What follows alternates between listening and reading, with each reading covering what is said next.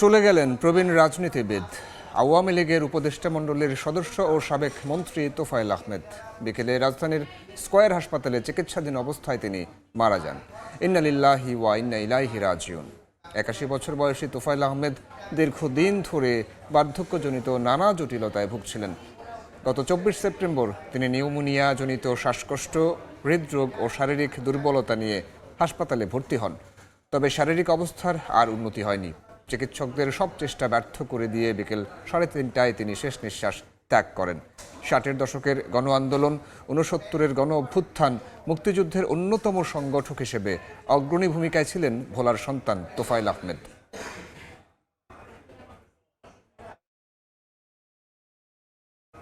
এই মুহূর্তে রাজধানীর পান্থপথে আছেন সহকর্মী কাউসারা চৌধুরী কুমু। সরাসরি যাচ্ছি তার কাছে। কুমু, 82 বছর বয়সী প্রবীণ রাজনীতিবিদ তোফায়েল আহমেদ গত বৃহস্পতিবার শারীরিক নানা জটিলতা নিয়ে স্কয়ার হাসপাতালে ভর্তি হন এবং গুরুতর অবস্থা থাকার কারণে তাকে আইসিইউতে ভর্তি করা হয়। এবং আজকে চিকিৎসকরা জানিয়েছেন যে দুপুর 3:30টা নাগাদ তিনি শেষ নিঃশ্বাস ত্যাগ করেছেন এবং চিকিৎসকরা, যিনি চিকিৎসক ছিলেন তিনি বলেছেন যে 3:30টা নাগাদ তিনি তার লাইফ সাপোর্ট খুলে দেওয়া হয় এবং তাকে মৃত ঘোষণা করেন কর্তব্যরত চিকিৎসক।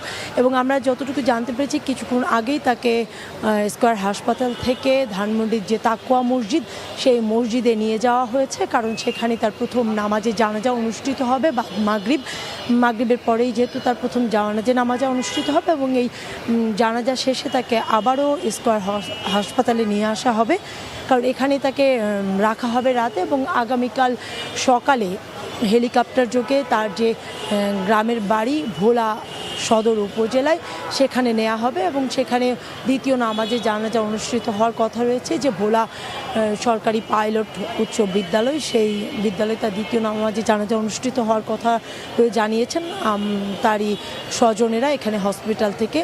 এবং পরবর্তীতে যে তোফায়েল আহমেদের মায়ের কবরের পাশে আসলে তাকে দাফন করা হবে বলে পারিবারিকভাবে এই সিদ্ধান্তটি নিয়েছে বলে পরিবারের পক্ষ থেকে জানানো হয়েছে। এবং আমরা জানি যে এই প্রবীণ এই রাজনীতিবিদ আসলে দীর্ঘদিন ধরেই প্যারালাইজ সহ নানা জটিলতায় ভুগছিলেন, নানা রোগে এবং দীর্ঘদিন ধরে তিনি প্যারালাইজড অবস্থায় ছিলেন।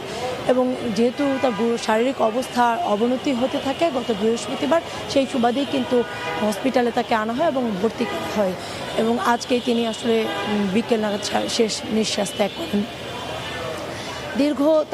তিনি প্রায় নয় বার সংসদ সদস্যও ছিলেন এবং তার যে এই দীর্ঘ সময়ে যে রাজনীতি সংগ্রামের সাথে জড়িত, তিনি মুক্তিযুদ্ধে যেমন অবদান রেখেছিলেন, 69-এর গণ অভ্যুত্থানেও তার অবদান ছিল অনস্বীকার্য। রাজধানীর পান্থপথ থেকে যুক্ত হয়েছিলেন সহকর্মী কাউসারা চৌধুরী কুমু।